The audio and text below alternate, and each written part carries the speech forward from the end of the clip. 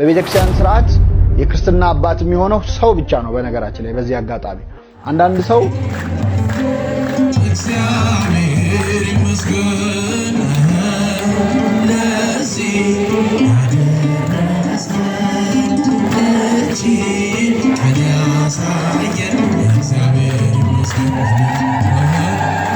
ለዚህ ያደረሰን ስለልያላችሁ እግዚአብሔር ይመስገን። ሰዎች ደስ ይበለን በአምላካችን ከኃጢአት ባርነት ነፃ ላወጣን ተነሱ እናመስግን ውለታው ብዙ ነው ምን ይከፈለዋል ተመስገን ብቻ ነው።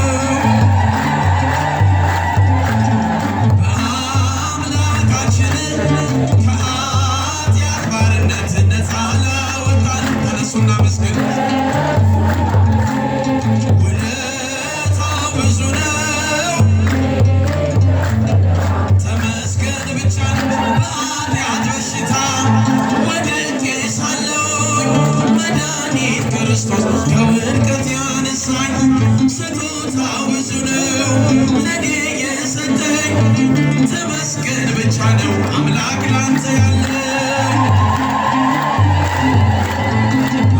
በአምላካችን ኃጢአት ባርነት እጃችሁ ከፍ ነፃ ላወጣን ተነሱ እናመስግን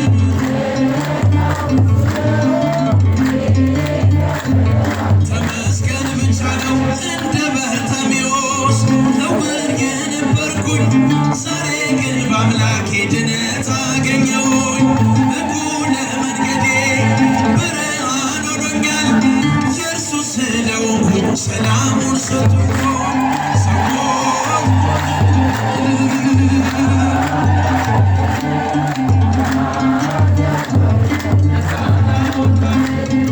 ተነሱና መስገን ውለታው ብዙ ነው።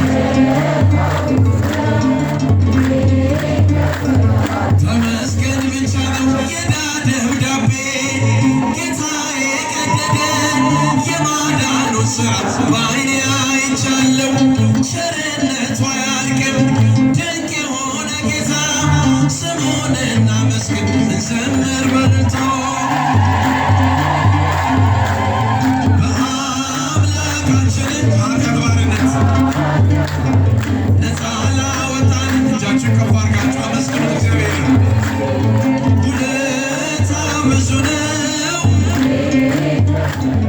ተመስገን ብቻ ነው። ማርያም እልል ይባላል።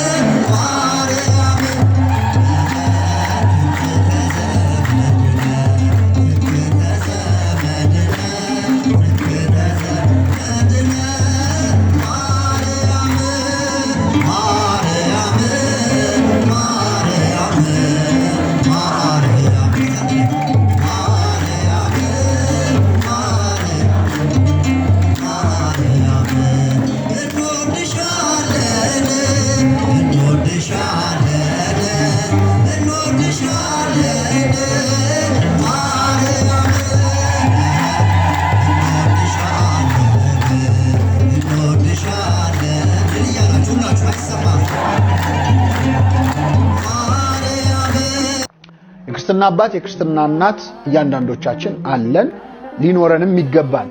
በቤተክርስቲያን ስርዓት የክርስትና አባት የሚሆነው ሰው ብቻ ነው። በነገራችን ላይ በዚህ አጋጣሚ አንዳንድ ሰው እኔ እግዚአብሔር ጠብቅልኝ ብሎ ወይ ለቤተክርስቲያን ለመድኃኔዓለም ቤተክርስቲያን ለአማኑኤል ብሎ ለስላሴ ይሰጣል፣ ወይ ደግሞ ለመላእክት ለጻድቃን ለሰማዕታት ይሰጣል። ጥሩ ነው ሐሳቡ፣ ግን ልክ አይደለም። በቤተክርስቲያን ስርዓት የንስሐ የክርስትና አባት እናት የሚሆኑት ሰዎች መሆን አለባቸው። ለምን? ከዓላማው አንፃር ነው። እንግዲህ ክርስትና አባት የተጀመረው በዘመነ ሰማዕታት ነበረ።